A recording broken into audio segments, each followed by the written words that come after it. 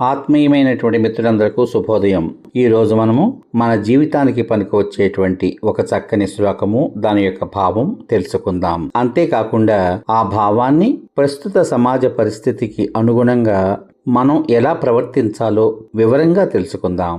ముందుగా శ్లోకము 3 సార్లు మీకోసం, అనంతరం దాని యొక్క భావం వివరిస్తాను. స్వబాహుబలమాశ్రిత్య యోభ్యుజ్జీవతి మానవః సలోకే లభతే కీర్తిం పరత్ర చ శుభాం గతిం.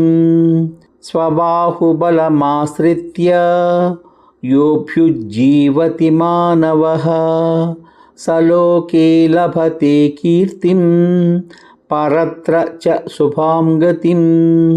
స్వబాహుబలమాశ్రిత్య యోభ్యుజ్జీవతి మానవః సలోకే లభతే కీర్తిం పరత్ర చ శుభాం గతిం. ఇప్పుడు ఈ శ్లోకం యొక్క భావం, ఎవరైతే తన స్వంత బాహుబలం అనగా కృషి లేదా సొంత ప్రయత్నం మీద ఆధారపడి జీవిస్తారో వాళ్ళు ఈ లోకంలో మంచి కీర్తిని పొందుతారు మరియు మరణాంతరము ఉత్తమమైన గతిని అంటే మోక్షము లేదా స్వర్గలోకం వంటి శుభస్థితిని పొందుతారు అని ఈ శ్లోకం యొక్క భావం. ఇంకా సంక్షిప్తంగా చెప్పాలంటే ఈ శ్లోకం స్వయం కృషి యొక్క గొప్పతనాన్ని మనకి తెలియజేస్తుంది. ఇతరులపై ఆధారపడకుండా కష్టపడే వారికి ఈ లోకంలోనైనా సరే పరలోకంలోనైనా సరే మేలే జరుగుతుంది అని ఈ శ్లోకం యొక్క భావం. ఇప్పుడు ఈ శ్లోకం యొక్క భావాన్ని మరికొద్దిగా విశ్లేషించుకుందాం. మనిషి జీవితంలో విజయానికి నిజమైన ఆధారం తన యొక్క సొంత శ్రమే అని ఈ శ్లోకం మనకి బోధిస్తుంది.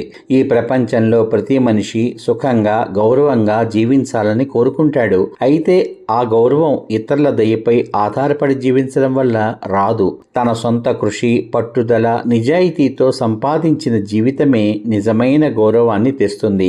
ఈ శ్లోకం అదే మహత్తర సత్యాన్ని మనకు తెలియచేస్తుంది.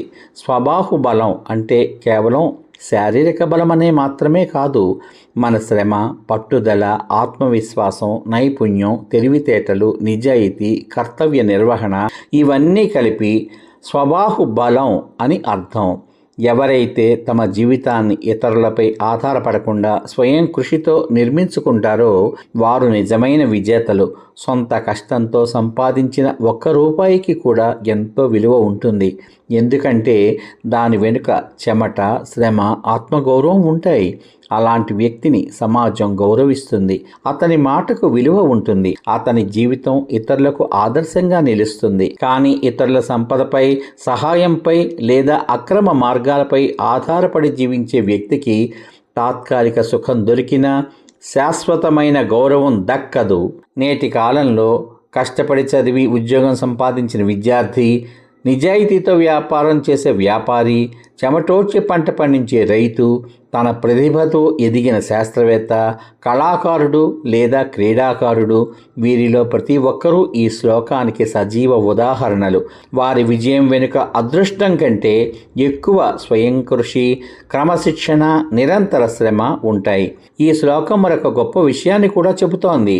స్వయం కృషితో జీవించిన వ్యక్తి ఈ లోకంలో మంచి పేరు, గౌరవం, కీర్తి పొందడమే కాకుండా ధర్మబద్ధమైన జీవితం గడపడం వల్ల పరలోకంలో కూడా శుభ ఫలితాన్ని పొందుతాడు అని సూచిస్తోంది. అంటే కష్టపడి సంపాదించిన జీవితం ఇహలోకానికి పరలోకానికి కూడా మేలు చేస్తుంది. అందువల్ల ఈ శ్లోకం ద్వారా మనం తెలుసుకోవాల్సింది ఏమిటంటే ఇతరులపై ఆధారపడే జీవితం కంటే స్వయం కృషితో, నిజాయితీతో, ఆత్మవిశ్వాసంతో జీవించడం గొప్పది.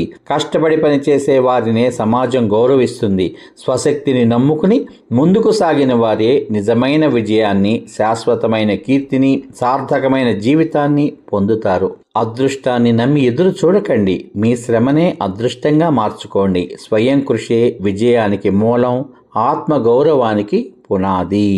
ఈరోజు ఈ శ్లోకము, ఈ భావం కనుక మీకు నచ్చినట్లయితే మీ జీవితానికి చక్కగా అన్వయించుకుని జీవితంలో ఉన్నత శిఖరాలు అధిరోహించాలని కోరుకుంటూ మళ్ళీ రేపటి భాగంలో మరో చక్కని శ్లోకము, దాని యొక్క భావంతో మీ ముందుకొస్తాను. అంతవరకు సర్వే జనా సుఖినో భవంతు. శుభమస్తు. స్వస్తి.